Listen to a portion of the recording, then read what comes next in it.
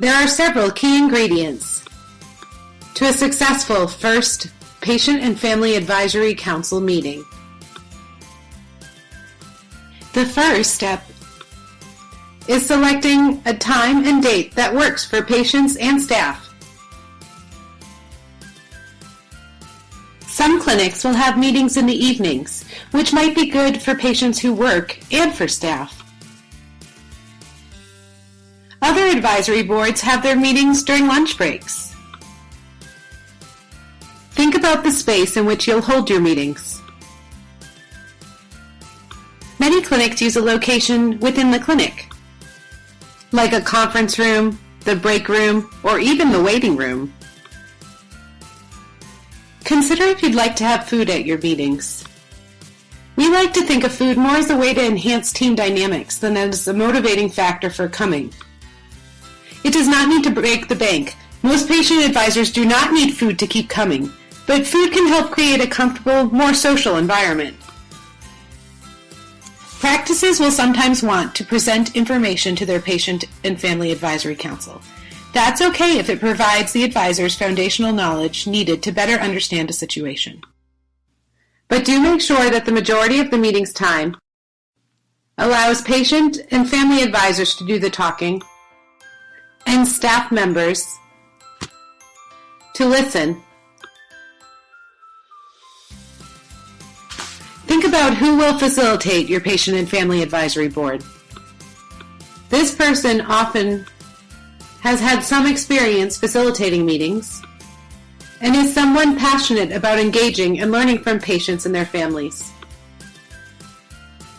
There are a lot of different things you can include on the agenda of your first PFAC meeting, but there are also a few key ingredients to make sure not to forget.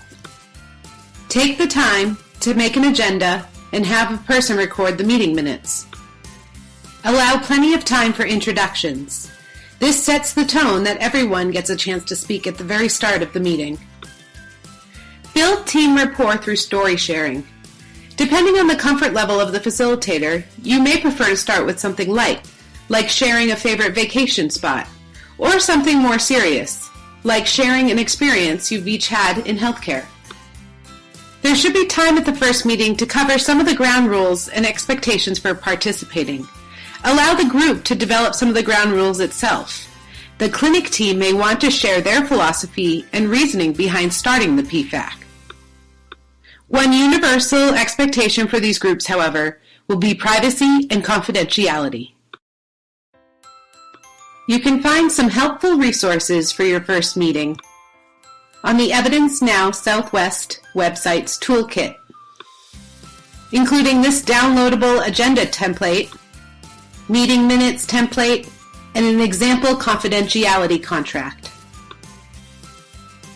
In case you're ready to start thinking beyond the first meeting, you can also find this list of potential advisory board topics for 1 year here. It's important that the clinical leadership has a presence at your PFAC meetings, both to convey the message that this work is important and to be able to act upon the recommendations made by the advisors. It may be helpful to have your clinic leadership construct a list of open-ended questions that are meaningful to the clinic. If you're able to revamp your waiting room, this can often be an engaging topic for a first or second advisory board meeting. Many practices also find benefit in doing a walk through the clinic from start to finish with their patient advisory board, getting feedback on the process through their eyes. And don't forget, there are many free patient support resources around cardiovascular care that were developed by community members. Once your advisory board is up and running, we suggest you take these resources to them, asking them how best to use them within your own clinic. At the end of each advisory meeting, don't forget, thank your advisors for their work and reinforce the meaningfulness behind it. Lastly, After your meeting is concluded, make sure you have a plan in place with how you're going to communicate what happened and what resulted. It's really important that your advisors get to hear about the changes or impact that they made. This can be done at the next meeting or over email between meetings. It's equally important that the rest of your clinic learns about the good work your Patient and Family Advisory Board is doing. This can help shape a culture that asks, what would patients think about this?